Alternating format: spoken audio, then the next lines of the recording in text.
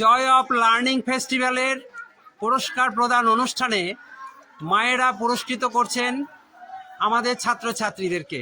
মায়েদের আশীর্বাদে ওরা আরও দীর্ঘজীবী হোক, ওরা আরও উন্নত হোক, ভালো থাকুক, সুখে থাকুক, এই আমাদের কামনা।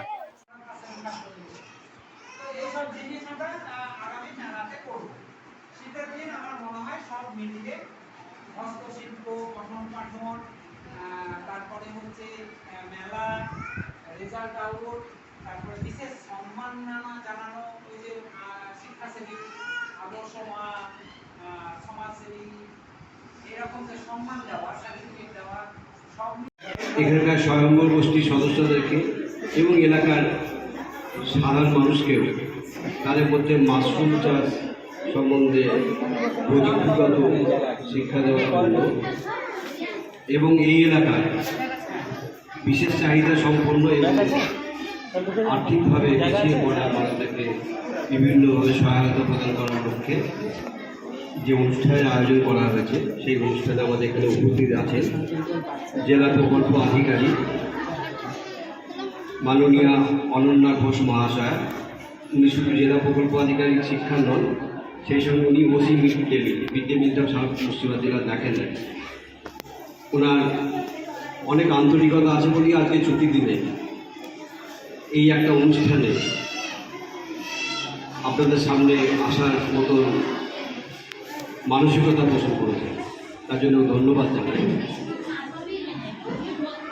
বিদ্যালয়ের পরিবেশকে সুপরিবেশ করে তোলা, জনপ্রকল্প বাস্তবায়ন করা, বিদ্যালয়ের শ্রেণীকক্ষগুলিকে পরিষ্কার পরিচ্ছন্ন রাখা এই শিক্ষক এবং প্রধান শিক্ষক মহাশয়দের কৃতিত্ব।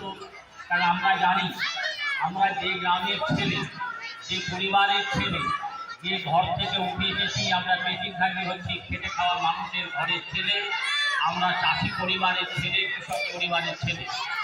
এই বিদ্যালয় প্রতিষ্ঠিত হয়েছিল 1942 সালে। তখন ভারত ছাড়ো আন্দোলন, অসহযোগ আন্দোলন তখন চলছে সারা ভারতবর্ষব্যাপী। ঠিক সেই সময় একেবারে নির্ভেজাল 100% মুসলিম অধ্যুষিত গ্রাম, যে গ্রামে এক ঘর হিন্দু পরিবার ছিলেন আর বাকি সমস্ত মানুষই ছিল মুসলিম পরিবারভুক্ত ধর্মাবলম্বী মানুষ। সেই গ্রামে এখানে মাদ্রাসা শিক্ষার প্রচলন ছিল না তা নয়, মক্তব দিয়ে শুরু হয়েছিল। কিন্তু তৎকালীন যুগে সে 1942 সালে যারা মানুষ ছিলেন এই গ্রামে, যারা শিক্ষানুরাগী ব্যক্তিত্ব ছিলেন, তারা কিন্তু মাদ্রাসা শিক্ষার দিকে নজর না দিয়ে তারা কিন্তু সাধারণ প্রাথমিক বিদ্যালয় গঠন করার উদ্যোগ গ্রহণ করেন এবং সেই 1942 সালে এই স্কুল প্রতিষ্ঠিত হয়। এবং সেই প্রতিষ্ঠানের মধ্য দিয়ে আমরা যারা বিভিন্ন জায়গায় ছিটিয়ে ছুটিয়ে আছি, যারা সরকারি আবাসিক, সরকারি আধিকারিক হয়েছেন অনেকে, এই বিদ্যালয়ে যখন আমরা পড়াশোনা করতাম তখন কিন্তু এই ধরনের পাকা ঘর ছিল না। সেখানে ছিল এইখানে আম গাছ